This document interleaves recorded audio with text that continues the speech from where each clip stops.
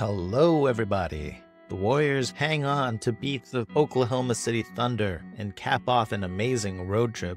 I love these three variations they ran of the relay pick and roll.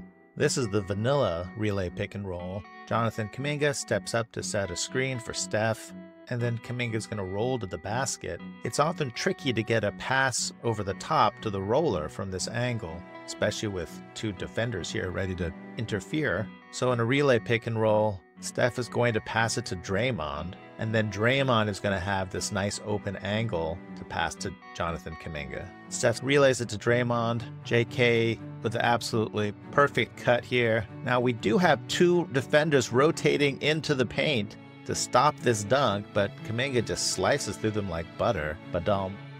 Here's an extra nice angle. There's the relay. These two defenders rotate, but Kuminga has a slender but very real lane to the basket. To start the second half, the Warriors run a slightly different version of the relay pick and roll. This part's the same. Gary Payton II is going to set a pick for Steph. Draymond is going to camp out here as the relay man. It's very hard to beat an NBA defense twice the same way. And this time, good reaction time covering this roll. And so this relay pass is not there. But if you look very carefully, something is different about this formation. In the vanilla relay pick and roll, there's a shooter here and a shooter here. And now, what happened to the shooter over here? So let's go back. So as Gary Payton steps up to set this screen, DeAnthony Melton in the corner starts cutting along the baseline. And DeAnthony Melton's defender signals to Wiggins' defender that he's got to watch out for this guy cutting to the corner. Andrew Wiggins sets a screen on his own man so DeAnthony Melton can go behind. Draymond sees GP2 is covered, goes to the second option, which is a simple pass to DeAnthony Melton.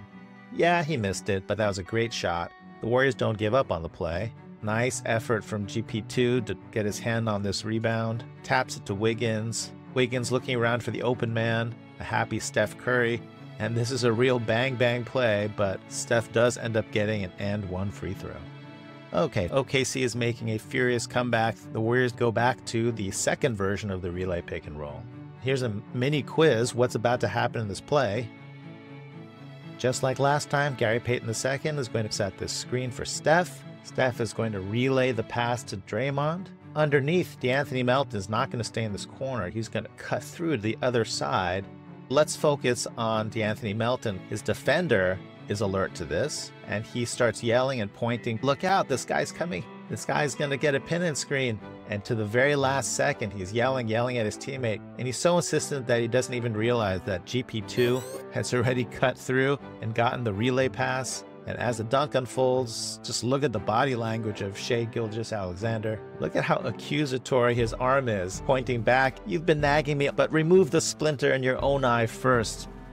The Warriors wanted Jerry Stackhouse to clean up their transition defense. This is a 3-on-3, but when you've got the defense backpedaling, it's quite a dangerous situation. DeAnthony Melton lets the attacker go free to the wing, which seems counterintuitive.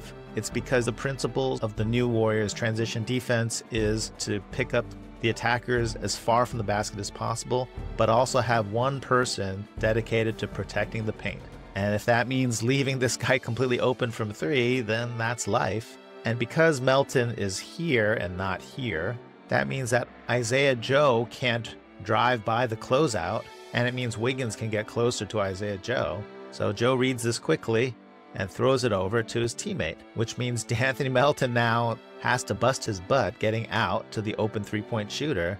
And this is a fantastically effective closeout. That's the end of the fast break. Shai Gilgeous-Alexander sizes up Draymond. I think Draymond is dying for Shai to test him. OKC decides to try to do more than ISO.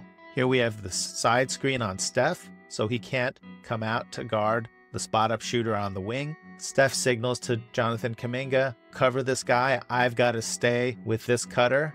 JK puts an arm out to make incidental contact with the cutter, which is another principle of Stackhouse defense. Smack every cutter. And now the Warriors have left another three-point shooter open. But that's just a built-in feature of the defense. Kuminga has to bust his butt getting out to the three-point shooter, which he does. JK strongly overplaying him to go to his left. As soon as he's funneled the person baseline, the next man in position has to give aggressive help right at the block.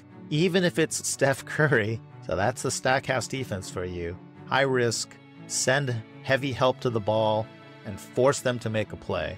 Here we've got 2 defenders guarding 3 Thunder. Theoretically, this is bad for the Warriors. I mean, you've got 1 player springing free. Isaiah Joe still hanging out completely open at the 3-point line, and 1 baseline cutter ready to catch the ball. Everyone feels open, and yet the Warriors say, okay, I dare you to make the pass. D'Anthony Melton is doing something very clever here. Right now, the ball handler is completely behind Steph. He cannot see that D'Anthony Melton is here. All he can see is his open teammate. D'Anthony Melton is suckering him into throwing this pass. You can almost hear the shark music. D'Anthony Melton says, I believe you have my property, yoink. Now it's off to the races. Steph ends up trailing the play completely open. His defender is wandering around wondering who to cover. D'Anthony Melton hits the corner. Wiggins knows no one ever got fired for throwing it to Steph Curry. This is a heroic attempt to recover. Steph gives a little up fake, throws in the side Steph. Let's wrap up with a celebration audit. As the ball is in the air, Lindy Waters III starts moving his hands up to his face. Ladies and gentlemen, we have the world's first premature night-night celebration. He even beats Steph to the night-night. Steph coming in with the official night-night. Santos is also kind of coming with the night-night pretty quick on the trigger. Looks good. And Steph acknowledging Draymond Green. And he throws in just a little quick subliminal night-night. Draymond appears to be trying to innovate here. I think this is the world's first stank face night-night celebration. But now Steph is putting him in a tricky situation. He's coming in with the side 5. Is Draymond going to break up his stank face night-night in order to dap up his colleague of so many years? And look at that. With the wisdom of Solomon, Draymond uses his right hand to go for the side 5, but he keeps up the night-night status with his left hand. Beautiful. And he does not break character. He looks as grumpy as ever. In fact, I like how he throws the side 5 and then he kind of looks away, like he's saying, man, do you know what hour it is? You are disturbing my sleep. Which part of night-night do you not understand? Thank you, Draymond, for your full commitment to the bit. If you enjoyed this video, please like and subscribe. It really helps the channel. And if you didn't enjoy this video, I promise I'll do better next time.